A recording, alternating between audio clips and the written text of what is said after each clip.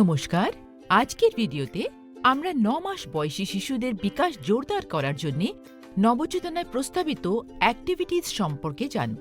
১৪ নম্বর home ভিজিটে যাওয়ার আগে দয়া করে এই ভিডিওটি অবশ্যই দেখবেন। হোম ভিজিটের সময় প্রথমে অভিভাবককে ৯ মাস অনুযায়ী শিশুর বিকাশের পরবর্তী ধাপ সম্পর্কে জানান। এরপর ভিডিওতে প্রস্তাবিত সহজ খেলাধুলো ভিত্তিক অ্যাক্টিভিটিগুলো শিশুর সাথে করে দেখান।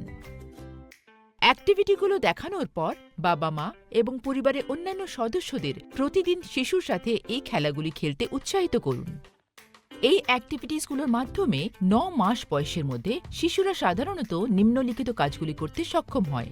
তারা উভয় দিকেই গড়িয়ে যেতে পারে, খেলনা ধরার জন্য সব আঙুল ব্যবহার করে, চেনা মুখ বা খেলনা দেখলে সেটি কোন দিকে ঘোরানো হচ্ছে তা অনুযায়ী নিজের মাথা ঘোরাতে পারে, তাদের সামনে লুকোনো খেলনাগুলি খুঁজে বের করা, তাদের নাম ডাকা হলে সাড়া দেওয়া।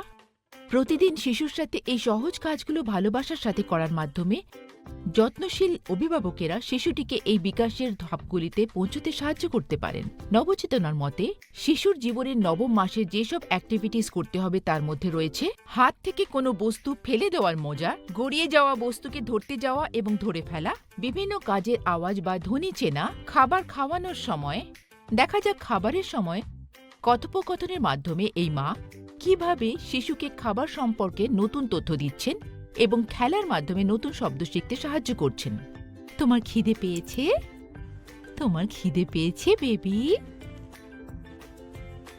এটা কামড়াও, আস্তে আস্তে আস্তে চিবো।